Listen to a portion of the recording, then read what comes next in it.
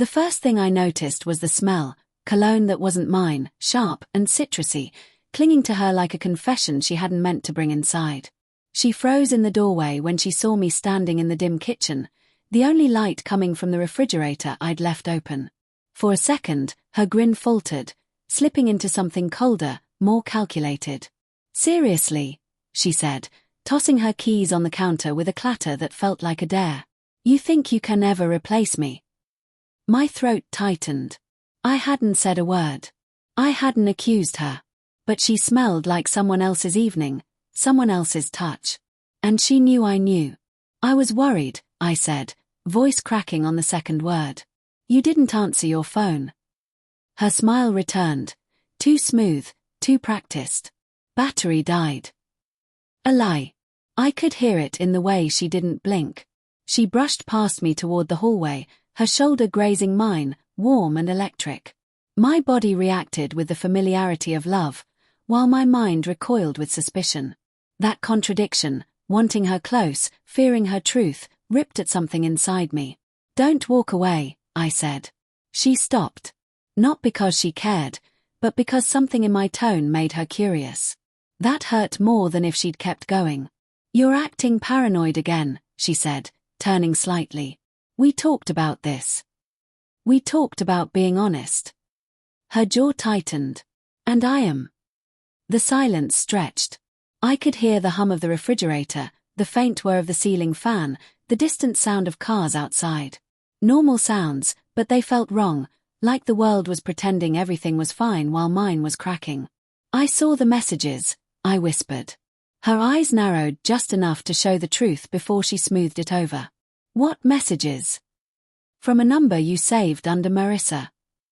"But unless Marissa suddenly grew a beard and sends you photos at midnight, you and I both know." "You shouldn't be going through my phone," she snapped. There it was. Not denial. Accusation. So predictable. So devastating. "I wasn't looking for anything," I said. "I was trying to find the name of that restaurant we went to last month." Then the screen lit up. I didn't go searching. The truth found me. She exhaled sharply, a sound somewhere between annoyance and exhaustion. "So what? You want a confession? Fine." I was out. I had a few drinks. I talked to someone. It didn't mean anything. But the messages had meant something. The way she typed his name with familiarity. The way he called her beautiful. The way she said she needed tonight. The way she told him I would never understand her the way he does. Except she didn't know I'd read that part too. "You lied to me," I said. She shrugged. "People lie. Sometimes it's easier than dealing with drama." Drama. That was what she called my heartbreak.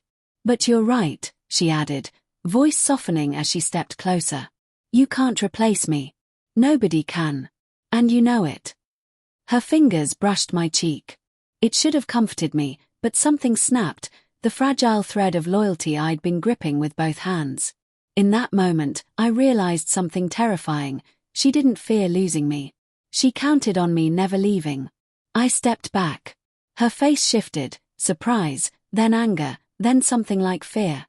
"You're not going to throw everything away over this," she said.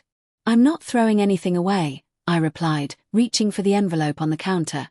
The one I'd been too afraid to open until tonight. "You did." I handed it to her. She frowned, tearing it open.